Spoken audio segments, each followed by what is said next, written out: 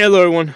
So I started doing some blacksmithing a few weeks ago, and I've been doing some videos on it, and I've been getting some really great advice in the comments from other people that have been blacksmithing a lot longer than me. So I thought it'd be a good idea to like just kind of give them a close-up look at my setup, so that when I'm talking to them in the future, they know exactly what I'm working with. So this setup here is basically a temporary outdoor setup, and when I'm done, everything goes back into a shed. Okay, so first item here is the vise. Okay, it's not bolted onto this barrel because again, I don't want to leave this outdoor in the rain. If yeah, I mean, if it was bolted, it'd be a little easier to work with, but it's heavy enough that for the projects that I'm doing, I seem to be able to manage. It only sometimes gets annoying that it's not bolted down. Okay, so this is the two burner forge. Okay, this is a Velvor. I got it from Home Depot. It was like $130, and then with the refractory cement, that was another $40. It's a two burner, and what I'll do is I'll usually brick it up front and back if I want to do some forge welding, and I'll use both of the burners for forge welding. Okay, if I'm only doing shaping, what I'll usually do is I'll what I'll do is I'll flip it over like this so that the heat doesn't travel up and heat up my valve over there. So I'll usually run it like this, and what I'll do is I'll take pieces of brick here that have broken up, and what I'll do is I'll actually fill it up with brick all the way up to about here. Okay, this way there's less space on the inside. So basically it holds heat in better. It gets hotter faster. Okay, so yeah, what I'll do is if I need to use the whole thing, because sometimes for a couple of things I was heating up, I actually had to use use the entire thing. But if I don't need to use the entire thing, I'll close it off. It actually saves on the fuel. All right, using just one of these if that's all you need to use. Okay, and it works pretty good. I've been able to get a couple of projects done. So usually I'll keep my water over here. All right, so when these the tongs get hot, what I'll do is I'll just throw them into the water over here, and they'll cool off. And basically, I got these from Amazon. All three of them were like $50. Most of the time, I'm working with this one. This one over here, if the item is really wide, or if I need to like hold the bricks, and when I'm opening and closing them, I'll use these. Have not made a whole lot of use of this one yet. This is really good, I think, for holding like a rod, like a rebar or something. But yeah, I got it. At some point, I'll make use of it. Okay, so let's go over to the anvil over here. Okay, so first of all, let's look at the setup. So there's my tractor. It's a Kubota L3901. I'm coming on this side because of the sun. So it's a 38 horsepower tractor. All right, so this I got two buckets here kind of stacked on top of each other. So I got the stump bucket on the bottom is sitting on top of those rims, 3 rims there, and that's just to give it height, right, to get it up to a better height. And then what I do is I put the stump bucket there, and then I lower my regular bucket on top of the stump bucket. This way everything is basically connected to the ground. Okay, and so the 2 buckets, each of these 2 buckets is about 200 pounds. And then I've got my main anvil here, which is like 3 of these 75-pound plates that somebody had given to me a while ago. So I do most of my flat hammering on this. Seems to work pretty good. I did try to actually weld these 3 pieces together at one point, but this metal is so thick that basically I'm using like a flux welder. I gotta get like a stick welder because this metal is like, I mean, these things are like an inch thick of steel over here, so I gotta get a stick welder to really weld these 3 plates together. But it works fine. Just the 3 of them stacked one on top of each other. They're like 75 pounds each, and then that inside of the bucket there. Of the one bucket, which is then on top of the other bucket, which is connected to the ground by those rims over there. Okay, and then what I'll do is like I'll have like these different buckets off here to the side, different barrels off to the side here. So just that it's easy to work on. Because like a lot of times if I'm riveting or something, I might lay the workpiece, across there, so I can, I can basically hammer the rivets in. Okay, and I also have these railroad tracks, which is really good for shaping. Okay, so like I'll use these corners here to shape. I'll use like this part here of the railroad track to bend stuff around. Okay, I don't have like a traditional anvil, right? Like a London style anvil. I think the only thing I'm really missing that has is the horn. Having a horn, I haven't had that much need of the horn, but that's, at some point if I find that I need a horn, I'll go get one of those. But for the most part, like if I need to go around the corner or round something up, I'll use these corners here. And what I'll do is a lot of times I will stand these up. A lot of times what I'll do is I'll make use of the side here too, right, to hammer. I also have another piece of railroad track back here. I haven't used it much, but this one's longer. This one's something like, I don't know, at least 3 feet long. I mean, this one probably weighs like 120, 150 pounds. So I got that handy if should I need it. So on the hammers, I got this one here, which is a 4-pound, and I got these two 3-pound hammers. Okay, I'll use this part here to peen over some of the rivets that, like you see, I put in there, because these are steel rivets. So I'll use this part here to peen over the rivets, and then I'll use this. Like if I want to split something, I'll usually put this down like that, and I'll hammer on top of it. So I'll use this to do some of my splitting. That's an old axe, and then I make a lot of use of these guys here. Same thing. This is more like for like shaping and bending stuff around. Like usually if I'm trying to shape something around this over here, I'll use the lighter hammers. Okay. So yeah, let me back the camera up so you guys can get a different look. All right, so the way I have this situated, I got the forge here, so basically I can take the workpiece out from here and then go directly to here and start hammering. Okay? So I've got this, and then I got my water bucket over there for cooling stuff off. So the height at which this sits on, the top part of this anvil here is basically right about where my knuckle basically can touch it.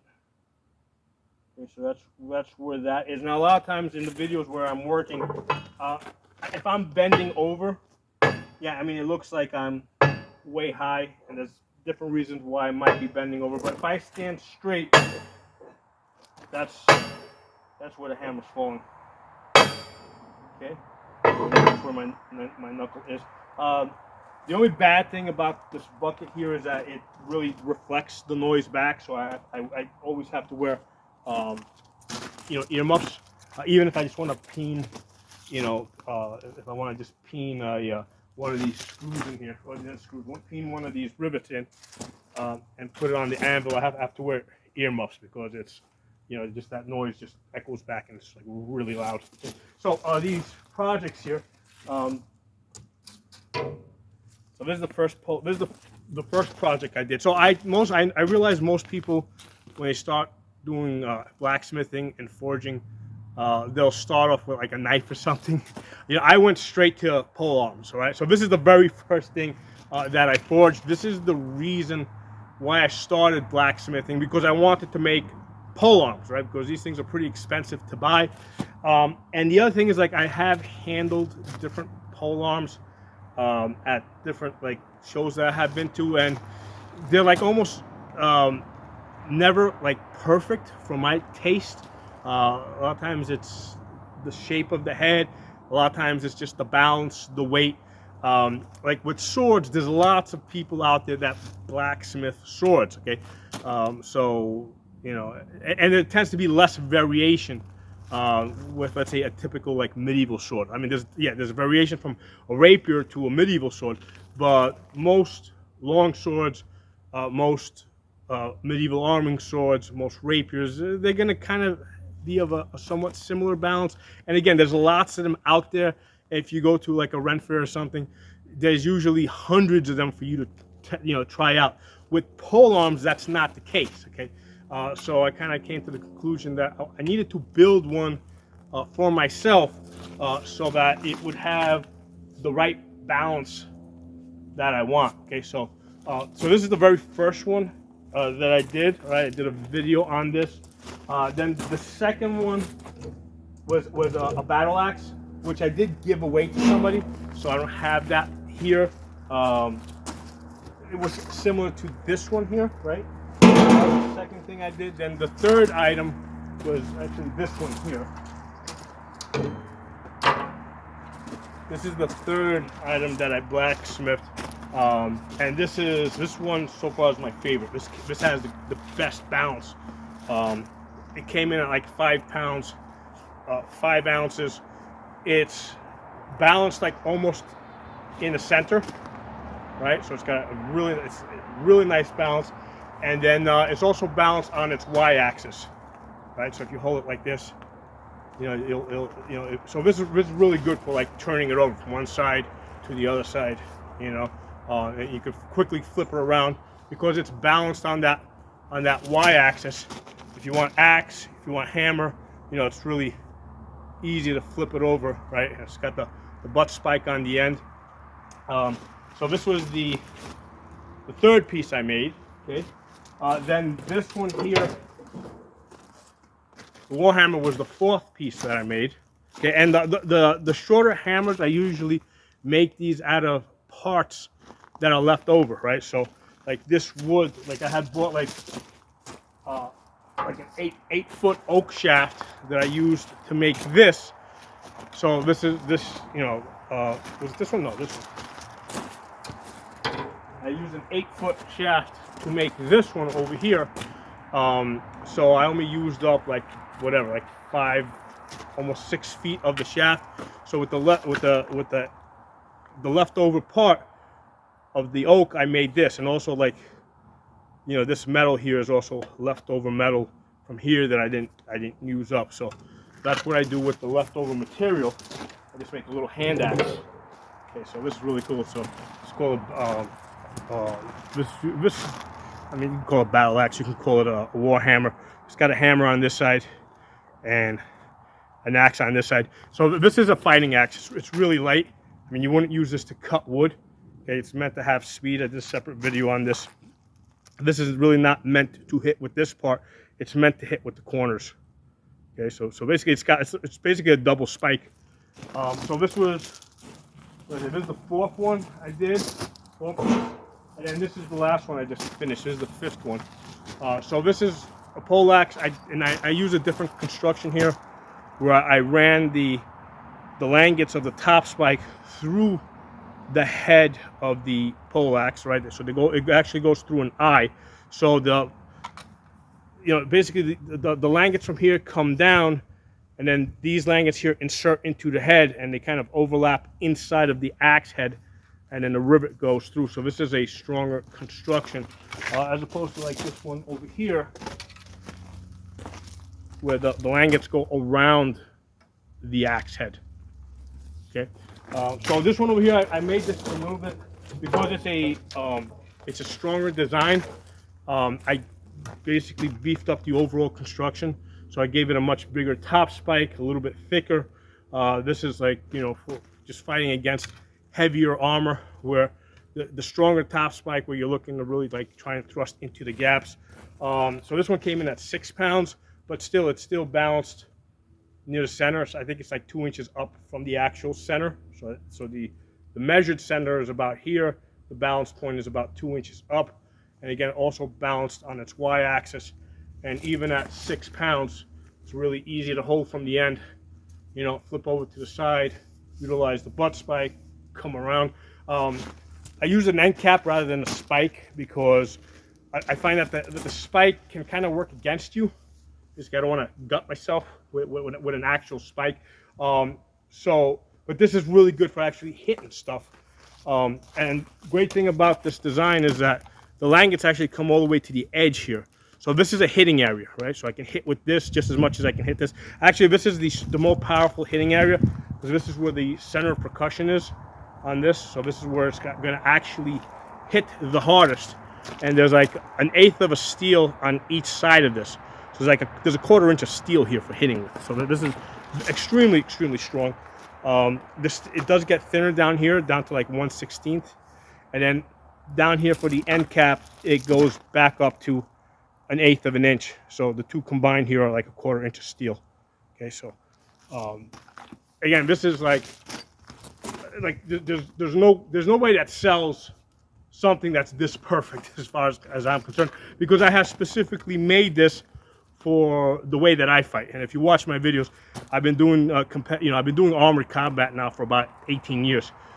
So I have a really good sense of how I want these weapons to move, what kind of balance, what kind of speed I want to this. Because these are basically, I mean, these are mass weapons, right? So that they have mass so that they can hit, but they're also weapons of speed, right? You got to put some speed behind the swings in order for them to be really effective, to really maximize the impact. So it's a balance between getting enough mass to hit hard enough, but also for the weapon to be light enough so it has enough velocity to really utilize that mass for its maximum impact. Okay?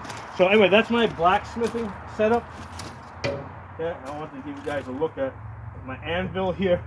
And like I said, I know I can just go to Harbor Freight and get a fairly cheap horned anvil.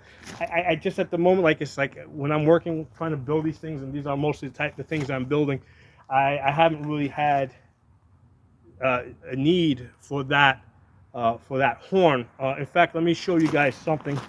Hold on. One of the things I was doing is I was doing I was working with some leather where I had to put some rivets in the leather. And yeah, that's a case where the horn of the anvil might have been useful. But what I did is I basically just took this, right? This came off of a pick that broke, and I basically just locked this into the vise, and I'm able to kind of use this surface here and this surface here to hammer on, right? So again, I'm kind of using this as a horn if I need to like slide this into a thin area and hammer a rivet. Okay, so that's why, yeah, it's like, okay, yeah, I haven't really had the need for an actual horned anvil, which is not to say I won't get one as soon as like the need arises for one, but with the stuff I have right now, I seem to be doing okay. But yeah, I'm more than happy to hear advice, comments, feedback. And it's a lot of times it's one of those things where I'll hear advice, I'll try it out.